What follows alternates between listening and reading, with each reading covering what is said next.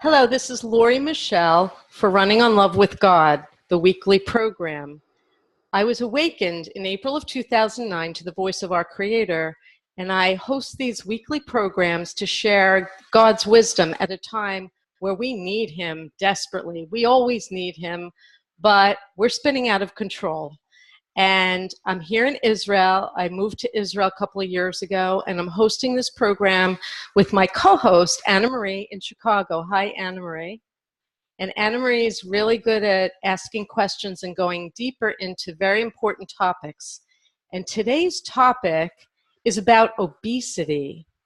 And it's a very important topic because it's a condition that's plaguing our planet and growing in intensity. A lot of people are suffering from being overweight and obese, becoming obese.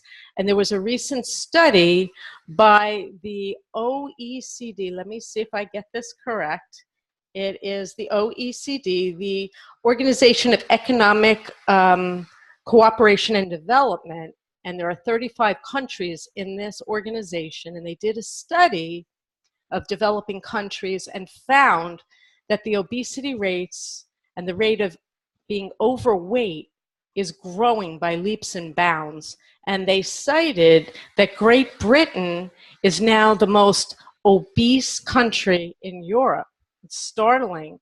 And that the United States leads the world in obesity and the number of people who are overweight. The statistics are shocking that over 30% of Americans are now considered clinically obese, which I believe is 20 or more pounds over a healthy weight. And overweight statistics are that over 70% of Americans are now considered overweight, meaning their BMI is too high. And I named this program because we're talking about obesity, but it's really about something deeper and more profound than obesity. The name of the program is Ending War and Terror Isn't Going to Save Humanity. What else is needed? And we think of our most prevalent and our most serious problems as terror and war. And that is true. They're the most pressing problems, but we have deeper problems behind all of it. And if we eradicated terror and war tomorrow, we would still run the risk of becoming extinct as a human race in 10, 20 years because of the problems that we face. And with that profound statement, I'm going to turn the floor over to you, Anna Marie, to ask questions as to what our problems are, where obesity is coming from, and what's the source of our problems.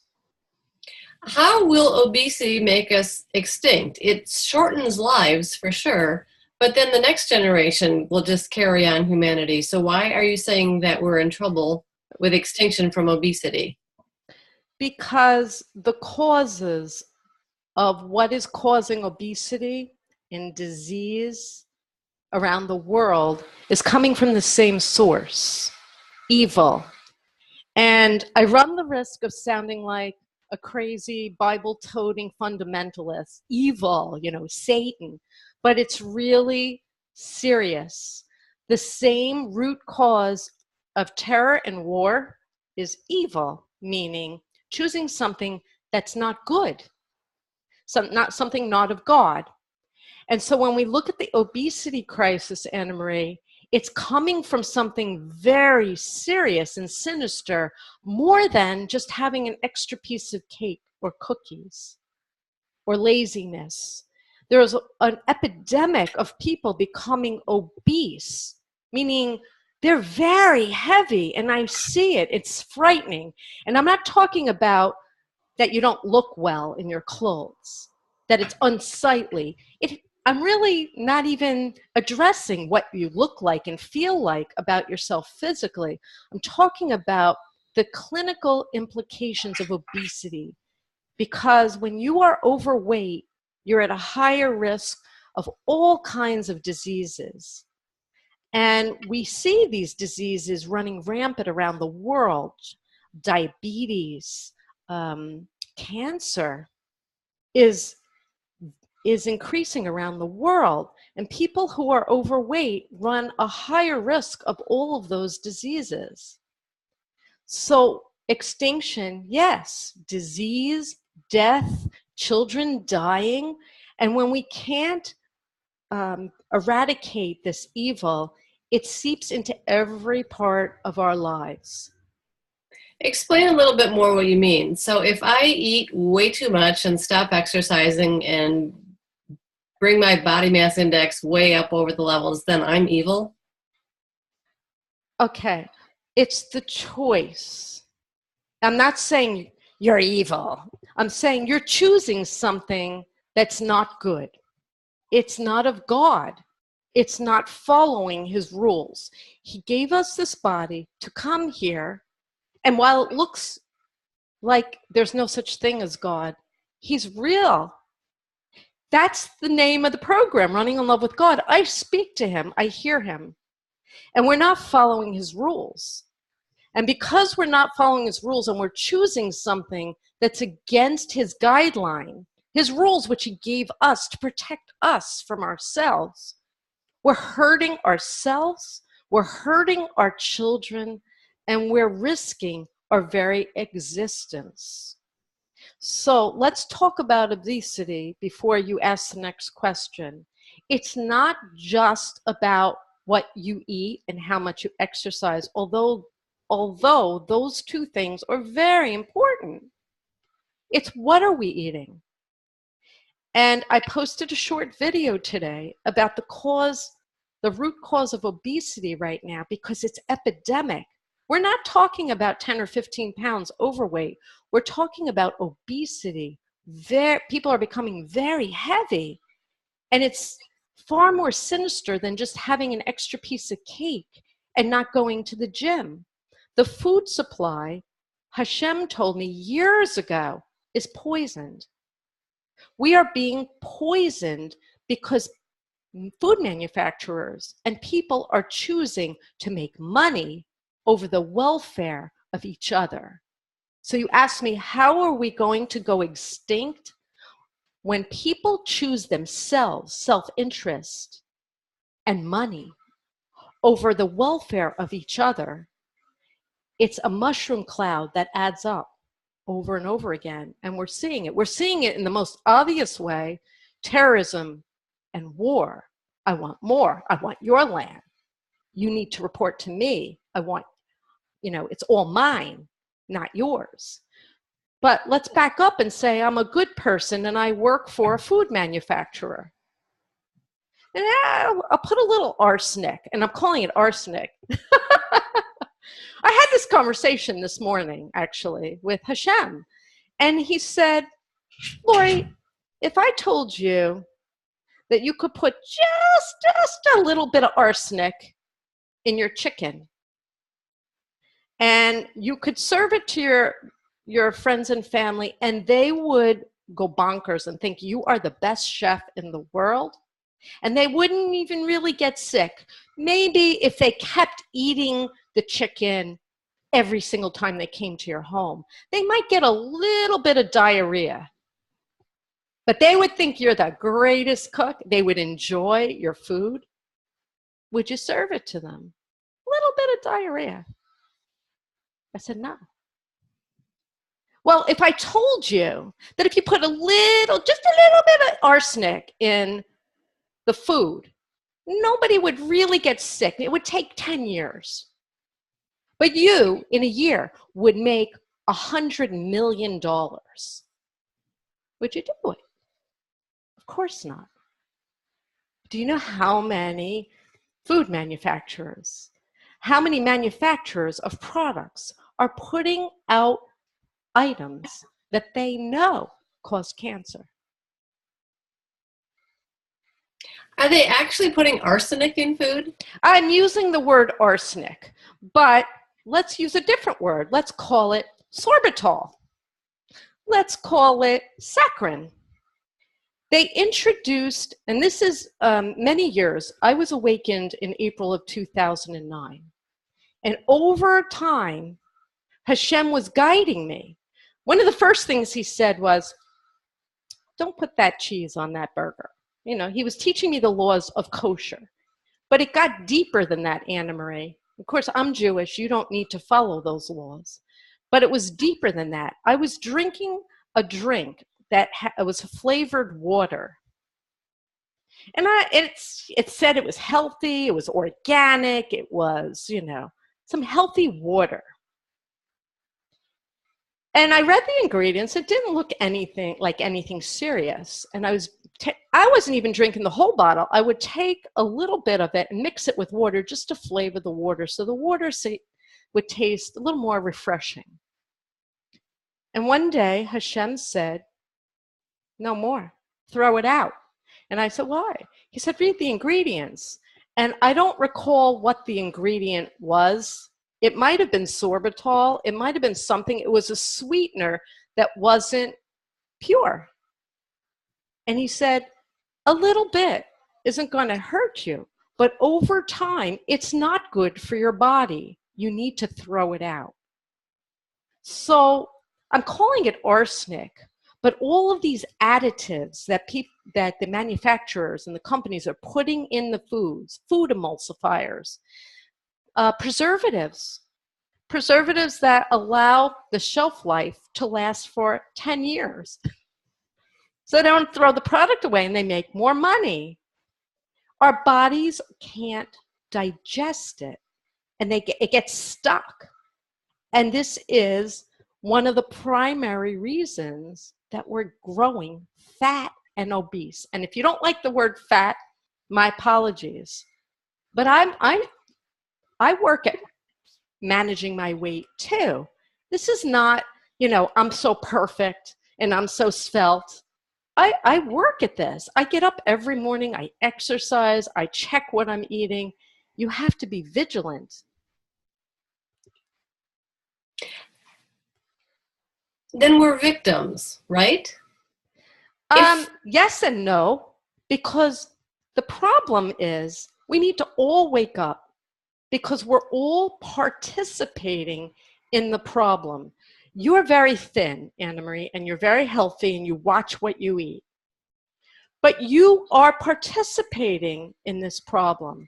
If you are aware of this problem and you don't tell everyone you know and warn them, you're an accomplice.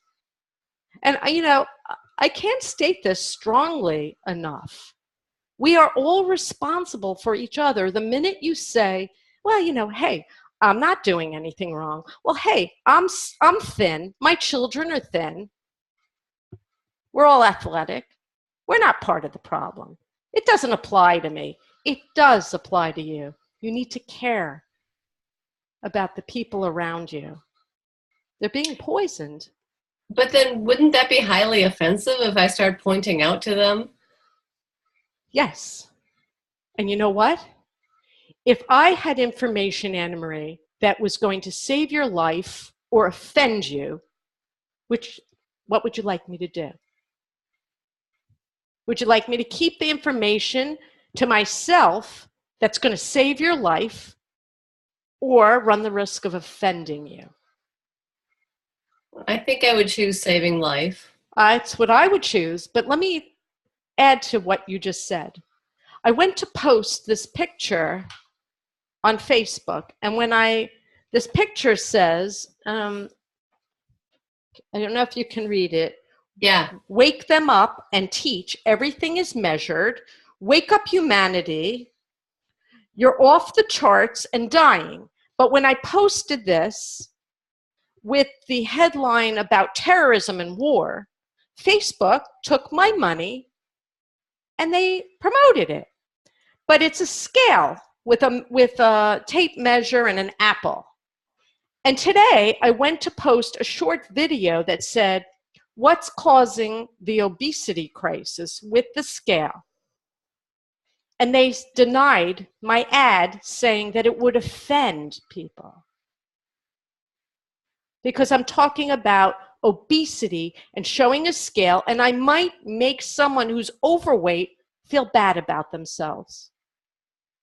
Yet the program and the video was, hold on, this is epidemic. By the year 2030, They're saying that 80% of the world will be overweight. It's a symptom of sickness.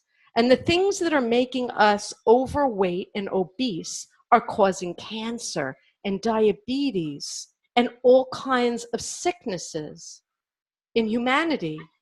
And knee replacement surgeries. Everything. Here's an example. You could think you're healthy. Years ago, I switched from artificial sweeteners to stevia, which is a plant. It's very good. Well, the food industry got a clue that they could make money. So I went to the ShopRite and I saw, wow, ShopRite now has stevia, and it's mass produced and it's cheaper. It's half the price of the health food store. So I bought it. It was half the price. And I got it home and I started putting it in my food, and Hashem, God, said, not so fast. I said, what? It's stevia. He said, no, read the ingredients. There's something in it. And I read it, and there was something in it that causes your body not to digest or metabolize calories, which a lot of people would say, cool, I'll lose weight. I get to eat more calories and I don't have to digest them. Wrong. We're not designed that way. If you eat it, you need to use it, or don't eat it. And I looked up this ingredient. I don't have it off the top of my head, Anna Marie, but it causes bloating and gas and diarrhea. And you could say, I'll have a little gas to lose weight. I'll lose my, pot belly and have a little flatulence. Big deal. My husband will have to deal with it. I'm kidding. I'm really not. A lot of people might think that that's okay. And I'm making fun of a very serious problem. Where does body acceptance fit into all of this? You know how we're supposed to not judge, and everyone's supposed to be happy with the body that they have and not try to change. Is that part of the problem? Is that a symptom? What is that? Well, there are so many forms of evil that are going into this obesity crisis, that body image is one of them. It's now socially and societally acceptable. I hope I said that right. You did. That you can be a little overweight. It's not even considered overweight anymore. And I'll give you an example. When I was 20, I wore a size 4 and small. I'm 58 in a couple of weeks, 58 years old, and I'm about 15 to 20 pounds more than I was when I was 20 years old, and I'm still a size small, and I'm a size 4. What's going on? What's going on? And I'm not overweight, but I'm, I got a little, I complained to you the other day, what's going on? I got a pot belly for the first time in my life. I'm in menopause, so there's a lot of things that Hashem God does to us to put pressure on us to work a little harder. So I've got hormonal issues that have made me gain weight. I'm not a kid anymore. I don't have the muscle mass. I have to work at this much harder than a 20-year-old. But there's stuff going on. And as much as I stay away from these additives, they creep into your diet. They're out there. You go to a restaurant, you don't know what you're eating. So answer the question directly, the body acceptance movement, how we're not supposed to fat shame anyone and everyone is beautiful no matter what their size. Wrong. It's not about beauty. Forget the beauty. If you're dead, you're dead. Let's be blunt here. How many obese people make it to 80 or 90 years old? Oh, they don't. They don't. I care. I care about my friends who are 20, 30, 40, 50 pounds overweight. I care. I don't care what they look like. That's not what I'm all about. But body image is important, but it's not important about what I think about your body. It's about what I think about my own body. I don't want to feel chubby and unattractive. I like to feel svelte. Everybody feels good when they lose 10 or 20 pounds, right? You feel Right. skinny or, skinny. I never liked skinny personally. It's not my thing. Thin. We like to be slender, right? It feels good. But here's the thing about being overweight and body image. When you feel good about yourself, you feel more productive. You feel like doing more. You feel like bringing godliness, goodness into this world more. If you're sick and you feel bad about yourself, you're going to choose more bad behavior. Laziness. I don't feel like going out. I don't feel like walking. I don't want to go to that party, because you don't feel good about yourself. The body image really has more to do with how do I feel about myself than what other people think of me. What about eating disorders? How do those fit into this whole topic of obesity? It's all connected. It's all connected. We need to have a better relationship with food and our bodies. But eating disorders have more to do with disorderly eating and thinking about food and our relationship with food. And food is a chemical. And it has a reaction, a chemical physiological reaction. When I eat chocolate, I feel a little happier. Mm-hmm. You eat a little too much chocolate, you get depressed because, the sugar let down. So you need to have a good relationship with food.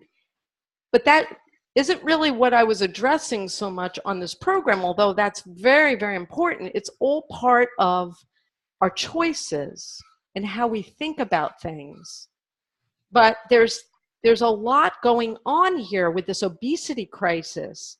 And, if all the food was completely pure and healthy, we wouldn't see this big of a crisis. It's not just the food supply that's tainted, it's air pollution. There was an article I read that all the pollutants are making it hard for our bodies to exist. We're literally killing our planet and killing ourselves. You mentioned choices. Yes. Obesity is not a choice. No one sets a goal to become obese. But selecting between good and evil is a choice. So how can making a choice between good and evil affect something that isn't a choice, like obesity? Well, it's a direct result of our collective choices. Okay? So, at the core of every decision we make as human beings, in every single moment, we're choosing between the Yetzer Hara, which is the evil inclination, and the Yetzer HaTov, which is God, or the good inclination. And obesity is a compilation of choosing the wrong energy, evil, something that is not of God. There are laws in his Bible, his Torah, about gluttony and overeating. You're not allowed to abuse your body and overeat. It's not for him. It's not protecting him. It's protecting us from ourselves.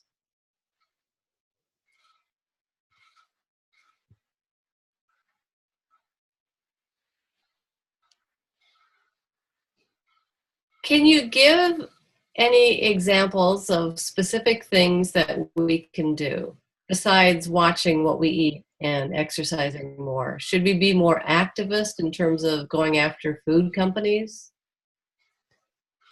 The first thing that we should do is be aware of what we're ingesting. Be very careful about what you're eating. Read the ingredients. So when you're eating and you're picking up something off the shelf in the supermarket and it says organic, don't automatically think, oh, this is healthy. This is good for me. Read the ingredients. If it has numbers and things you can't pronounce, it's not good for you. You need to be as close to nature and natural as possible.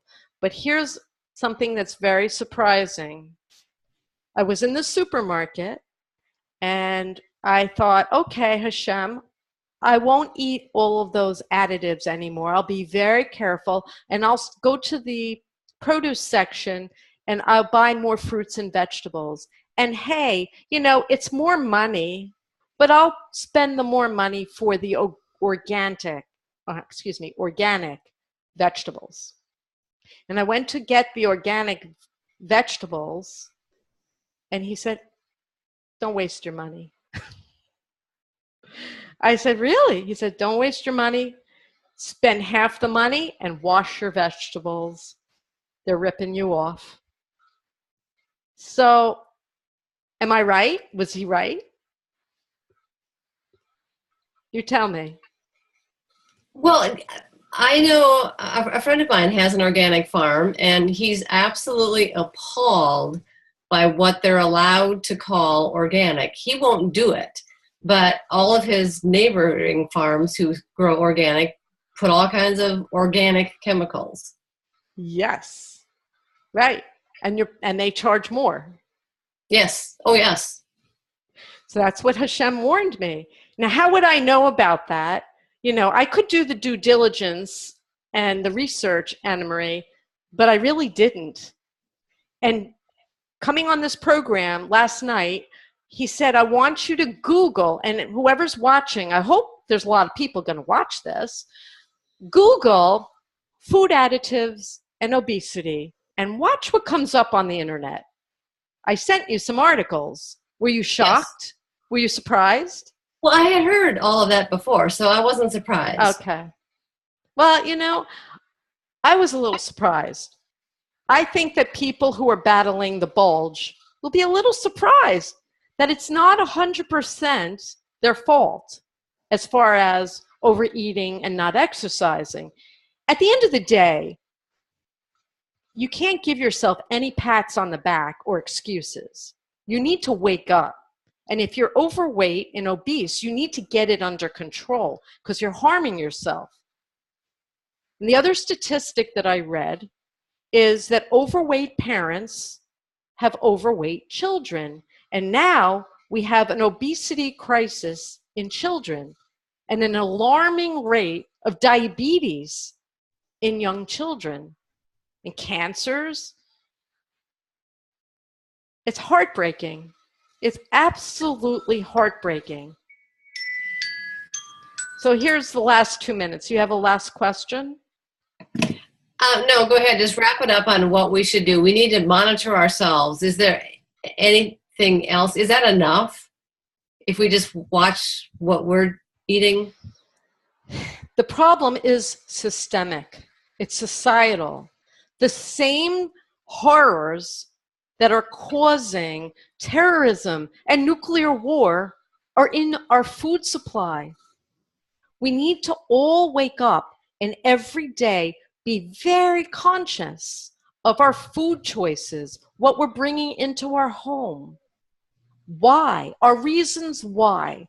And this is the biggest transition humanity has to make. All of us collectively, we have to care more about you than ourselves. And when Hashem asked me the question, would you put just a little bit of something in your food? If it didn't hurt anyone, but made you $100 million, and they would never know. Maybe they get a little diarrhea. In 10 years, you know, if they ate enough of it, they might get sick. Would you do it? Well, my immediate answer is no, I don't want the money. I couldn't live with myself. And that's where every human being has to go. We have to care more about everyone else and understand that it comes back to us that we're connected. We can't continue to do this. We are dying, literally. Please wake up, check what you're eating, stop eating the chemicals, and be aware of your choices. This is the work of world peace. Go to lauriemichelle.net.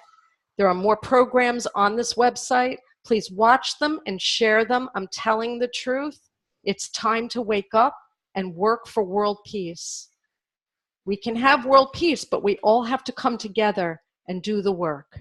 God bless you. May there be peace in our world in our time. God bless you.